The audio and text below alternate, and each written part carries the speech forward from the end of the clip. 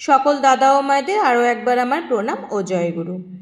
আমরা 16 তারিখে হোটেলে চেক আউট করার পরে, যেহেতু 13 থেকে 16 তারিখ অবধি ঘরের অ্যালোটেশন ছিল, তারপরে আবার আমরা চলে আসলাম হোটেল চেক আউট করে অফিসে চলে গেলাম অ্যাকোমোডেশনে। জানেন যে গ্যারেজের ওখানে, গাড়ির গ্যারেজের ওখানে, বদ্দাবাড়ি ওখানে অ্যাকোমোডেশনের ব্যবস্থা আছে, ওখানে গিয়ে আমরা এক্সটেনশন করে আসলাম। আর ঘরটা ছেড়ে দেওয়ার পরে হোটেলে আমরা পেলাম হচ্ছে অশোক আশ্রম।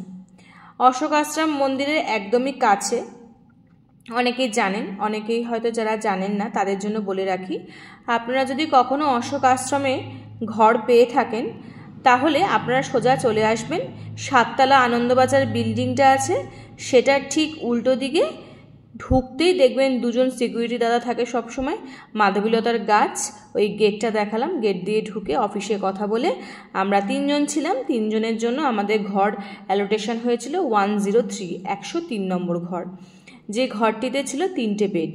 আর অশোক আশ্রমের মধ্যেই কিন্তু প্রত্যেকবার প্রত্যেকটা উৎসবেই এখানে ডরমেটারির মতো করা হয়, সবাই এখানে আসেন, যারা ঘর পান না তারা কিন্তু এখানেই জায়গা করে নেন এবং ফ্যামিলি নিয়ে থাকেন।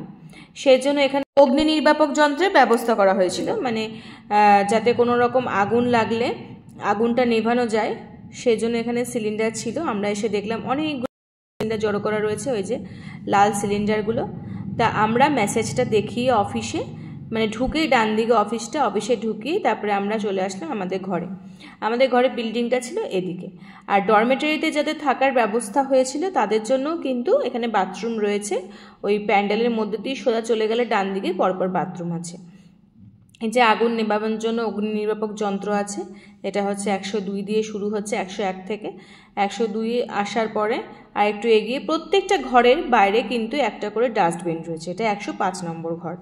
আমরা এসে দেখলাম যেহেতু উৎসব চলে গেছে, আমরা অনেক দিন ছিলাম ওখানে, আর তারপরে দেখলাম যে এই বিল্ডিংটাতে কেউ নেই, মানে সবাই ভক্তরা, কর্মীরা সবাই চলে গেছেন, কারণ উৎসবের জন্যই এগুলো সব ভর্তি হয়েছিল।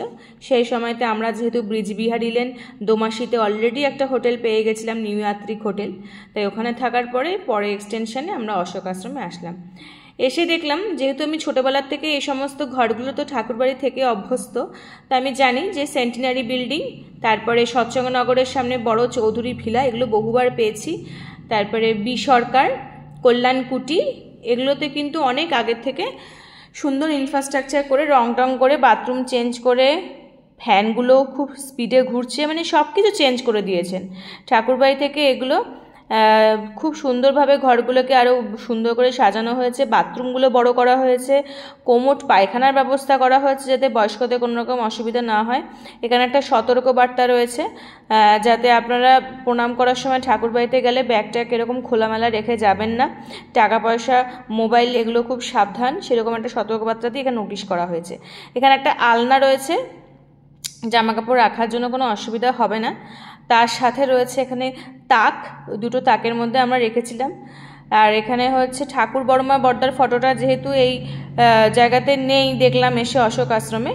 আমরা সবসময় একটা ঠাকুর বড়মা বড়দা আচার্যদেবের ফটো রেখে দিই, কেননা সকালে উঠে ইষ্টভীতি করতে হয়, তো সেটা আমরা ওখানে রেখে দিলাম। এই যে বাথরুমটা দেখুন কি সুন্দর করেছে, এখানে মহিলা পুরুষদের জন্য সব কিছু রয়েছে, এখানে বেসিন, আয়না বসিয়েছে, পুরুষরা যাতে মানে পেচ্ছাপ করতে বয়সকালে যাতে অসুবিধা হয়, সেই প্রস্রাবে যাতে অসুবিধা না হয় সেটাও রয়েছে, কোমোট পায়খানা রয়েছে, ল্যাট্রিনের জন্য আলাদা বালতি মগ, আবার স্নানের জন্য আলাদা বালতি মগ, তার সাথে 2টো কল, তার সাথে শাওয়ার, সাবান রাখার জায়গা, জামা কাপড় রাখার জায়গা, মানে কোনো কিছু অসুবিধা নেই। বাথরুমটা যথেষ্ট বড়, কোনো রকমই অসুবিধা হওয়ার কথা না। 3টে ম্যাট্রেস রয়েছে, খাটের ওপর কিন্তু গদির দেওয়া রয়েছে, আর 2টো বড় বড় জানলা রয়েছে।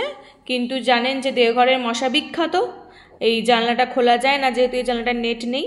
আরেকটা জানলা ছিল, সেটা নেট দেওয়া ছিল, আমরা সেটাই খুলে রেখেছিলাম। তাই দেখলাম যে খুব সুন্দর সব কিছুভাবে সাজানো হয়েছে। অনেক দিন কাজকর্মের জন্য কিন্তু গেস্ট হাউসগুলো, ঠাকুরবাড়ির নিজস্ব যে গেস্ট হাউসগুলো রয়েছে সেগুলো বন্ধ ছিল, কিন্তু বন্ধের পরে দেখলাম খুব সুন্দরভাবে সব কিছু পরিপাটি করে